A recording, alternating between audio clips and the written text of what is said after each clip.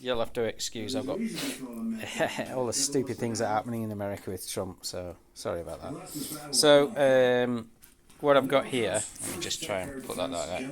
So, what I've got here is this one here, you can see it's got written on 7.5, and that's replaced. I swapped out that one because that one was the dead one. So now what I might do is I'll try and bring the voltage up so that it's the same voltage as the rest to make sure that it's balanced.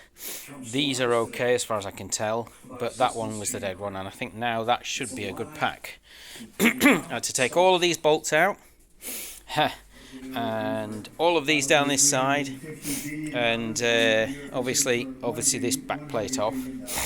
And then I just basically moved these out of the way, slipped it in, and then just basically repacked it. So it's okay now, and it's all connected up again. So this is now ready to go back in again. Good. Yes. Donald Trump lying. Well, he's a conspiracy theorist, isn't he? He's QAnon. And it's just a joke, isn't it? You know, it's okay because we'll let the kids play for a while, and then the adults will go and clean up when they've gone to bed. That'll do.